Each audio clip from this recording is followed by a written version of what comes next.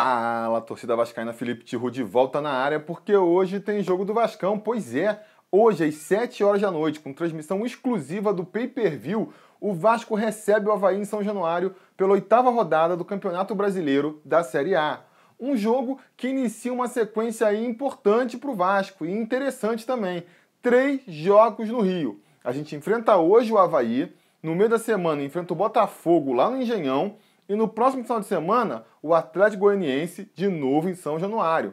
É muito importante ir bem nessa sequência aí, não só para recuperar a autoestima do time, né? Recuperar a confiança, dar uma tranquilidade para o time e para a torcida, mas também porque desses 3 jogos, 2 fazem parte daqueles 9 jogos imperdíveis do Vasco. Quais são esses 9 jogos imperdíveis do Vasco? Olha, já falei aqui com vocês, né? Para o Vasco permanecer na Série A, o importante é fazer uma boa campanha em casa. Ele tem que ganhar os jogos em casa. Só que os clássicos a gente tira porque clássico é imprevisível. O jogo contra outras equipes grandes, outros dos times grandes do Brasil, né? Tipo Corinthians, Cruzeiro, Grêmio, Atlético Mineiro, esses também não dá pra gente garantir que vai ganhar todos, então tira esses também. Sobram aí 9 jogos contra equipes de menor investimento, equipes de menos tradição, né? Contra as quais, aí essas sim, o Vasco tem a obrigação de ganhar, não pode pensar em outro resultado. A gente já teve 2 jogos dessa série de 9 jogos, né? Já jogamos contra o Bahia, já jogamos contra o Sport, ganhamos esses 2 jogos e agora vamos ter na sequência aí mais 2. Hoje contra o Avaí e no próximo final de semana contra o Atlético Goianiense, e temos que ganhar esses jogos. Qual a minha preocupação? Minha preocupação é que o Vasco não está vindo de uma boa série aí, né? Ele começou o Campeonato Brasileiro numa ascendente, melhorando, né? Jogando bem em alguns jogos, e aí de repente, de umas rodadas para cá, o time parece que se perdeu um pouco. Como eu analiso isso? Muita gente aí tem criticado o Milton Mendes, falando que ele é covarde, que ele foi covarde porque não jogou para ganhar contra a Chapecoense. Mas eu não acho que o Milton Mendes é um técnico covarde, não. Ele já mostrou ousadia em outros momentos. Quando, no jogo contra o Corinthians, quando ele tirou o Jean e botou o Muriqui para jogar o time para frente, para buscar ali a virada, muita gente criticou que ele foi ousado demais. Aí ele bota mais um volante ali para tentar proteger um pouco mais a zaga, e o pessoal critica ele de covarde. É dura a vida de treinador de futebol, ainda mais quando tem um elenco limitado como o do Vasco. Mas então, voltando aqui, eu não acho que seja covardia o problema do Milton Mendes. O que eu acho? Como eu analiso a situação? O Milton Mendes veio para o Vasco com muita convicção do sistema de jogo que ele ia aplicar, né? Um sistema de jogo de velocidade, de muita entrega, um futebol total mesmo, onde todos os jogadores participassem tanto da defesa quanto do ataque, de toque de bola, jogada pelas laterais. E foi isso que ele fez, o auge dessa determinação, dessa confiança no sistema que ele teve, se mostrou com a barração do Nenê, só para poder aplicar esse sistema. E foi nesse momento que a gente teve nossas melhores partidas no campeonato, contra o Bahia, contra o Fluminense. Depois perdemos para o Grêmio e teve o jogo fatídico contra o Corinthians, que foi aí que, pelo visto, rolou uma quebra de confiança. Não sei se do próprio Milton Mendes, não sei se a direção do clube pressionou o Milton Mendes, porque depois do jogo contra o Corinthians, foi que o time deu uma queda ali de rendimento e parece que perdeu um pouco o rumo das coisas. E é interessante notar que naquele jogo contra o Corinthians, o Vasco não foi mal. O Vasco criou muitas oportunidades de gol, foi uma boa partida do Vasco. Só que o que aconteceu? Dá pra dizer que quase todas as vezes que o Corinthians foi pro ataque, ele fez um gol.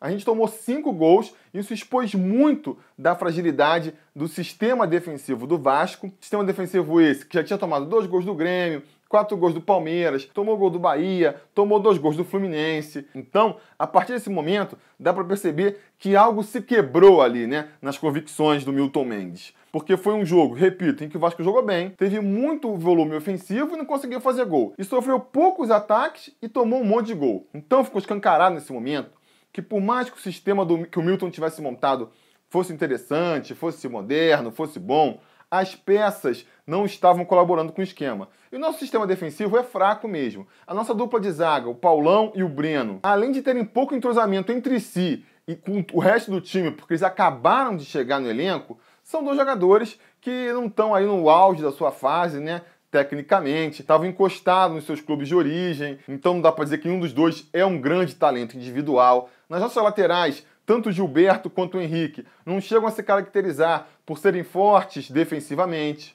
O Jean é um cara super esforçado, corre o campo todo, mas tecnicamente é fraco também. Então, realmente, o nosso sistema defensivo é fraco. E eu acho que essa percepção fez o Milton meio que se desesperar, tentar estancar a sangria e arrumar um pouco o time ali. E aí ele partiu um desespero para tentar montar um novo esquema para o Vasco, um esquema que protegesse um pouco mais o sistema defensivo. Porque vocês ficam falando aí também, ele foi covarde, porque para perder a Chapecoense eu preferia perder atacando. Mas se o Vasco, por acaso, fosse com um sistema frágil defensivamente, saísse atacando a Chapecoense e, sei lá, com meia hora de jogo já tivesse 2-0 para a Chapecoense, ninguém ia gostar, né? Iam reclamar do técnico também. Então, a gente tem que entender esse lado do Milton. Ele começou a fazer esse esquema com 3 volantes, né? Adiantando um pouco o Douglas e botando o Wellington ali de segundo volante.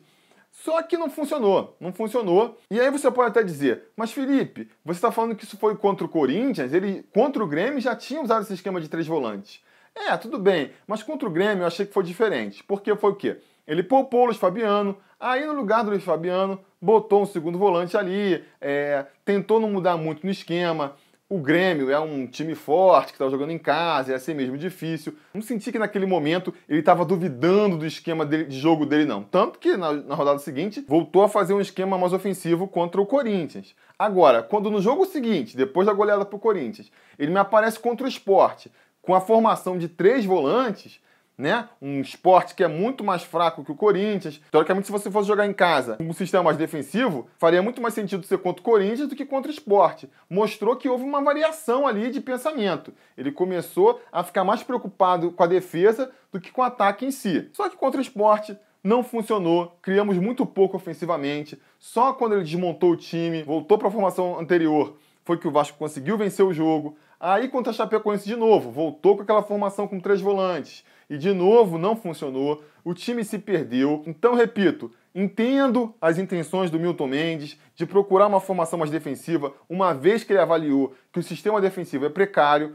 Só que acontece que essa formação que ele testou não só não deu uma solidez para nossa defesa, como deixou nosso ataque completamente anêmico. A gente parou de criar oportunidade no ataque. E daí a revolta da torcida, né? Com certeza, porque pior do que eu ver o Vasco perder é ver o Vasco perder sem nem criar chances de gol, sem nem a gente conseguir vislumbrar uma possibilidade de vitória. Então fica aí a grande preocupação para essa sequência agora, que é fundamental, que a gente já falou, que o Vasco tem que vencer. Essa mudança de rumo aí, o Vasco meio perdido, perdeu o pouco de identidade, o pouco de personalidade, assim, padrão tático, que a gente via se formando na equipe do Vasco, perdeu nessas últimas rodadas com essa tentativa do Milton Mendes de proteger um pouco mais a defesa vascaína. Então agora, a gente aí enfrentando uma série tão importante, que a gente já comentou aqui, eu acho que é importante que o Milton Mendes veja o erro, né? Volte para o esquema anterior, que estava funcionando melhor, por mais que não seja um sistema perfeito. Eu acho que a gente nunca vai conseguir um sistema perfeito com as peças que a gente tem hoje. É um sistema que estava funcionando melhor, que estava mais equilibrado. Eu acho que no caso do Corinthians, por exemplo, do jogo contra o Corinthians, foi uma exceção, foi um azar muito grande. A gente perdeu muitas oportunidades na frente. O Corinthians foi muito certeiro as oportunidades que ele teve. Eu acho que se a gente jogasse aquele jogo mais 10 vezes, o Vasco ia ganhar 8, enfim. Então acho que é importante voltar para o esquema anterior e parece que ele vai fazer isso. Durante a semana, ele já falou que vai voltar e deve manter agora o esquema com 4-2-3-1, né? Quer dizer, admitiu que errou e admitiu que vai abandonar essa ideia de jogar com 3 volantes, o que eu acho bom. Deve voltar com o Pikachu jogando ali pela ala direita, né? De meio campo que cai pela direita. A única mudança que ele deve fazer é o Nenê voltando ao time titular e ocupando ali aquela vaga pela esquerda, onde vinha sendo escalado o Kelvin, nos últimos jogos foi escalado o Manga. Dessa vez quem vai entrar por ali é o Nenê. Vamos ver se ele corresponde, né? Qual que deve ser o time do Milton Mendes aí, o time do Vasco para hoje, então? O Martin Silva segue no gol, como sempre, Gilberto na lateral direita, Paulão e Breno na zaga e o Henrique na lateral esquerda. No meio campo a gente vai de Jean, Douglas, Matheus Vital, Pikachu e Nenê. E enfiado na área para fazer os gols do time, Luiz Fabiano. Eu acho mesmo que hoje em dia essa é a melhor formação que a gente tem aí para fazer. Não dá para escapar muito disso. Por mais que a defesa vá ficar exposta mesmo, eu não vejo o Avaí com o poder ofensivo a ponto de se tornar mortal para nossa zaga. A gente, por outro lado, sendo ofensivo, tem muito mais capacidade de fazer gol neles, até porque eles vêm com a zaga reserva aí para o jogo de hoje. Então, é partir com tudo para cima, partir sem medo, porque hoje é um dia em que a gente não pode nem pensar em outro resultado senão a vitória. Temos que vencer e temos que vencer de preferência com tranquilidade. É nesse sentido que vai minha aposta para o jogo de hoje. Eu aposto que o Vasco vai ganhar de 2-0, de preferência já indo para o intervalo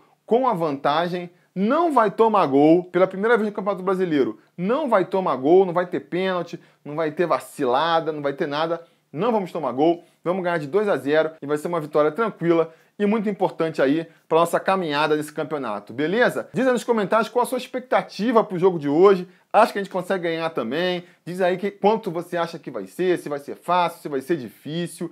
Se inscreve no canal caso ainda não seja inscrito e se liga que se tudo der certo a gente volta mais tarde para fazer aquele pós-jogo live que a gente tem feito aí nas últimas rodadas. Beleza? Tá combinado? A gente vai se falando.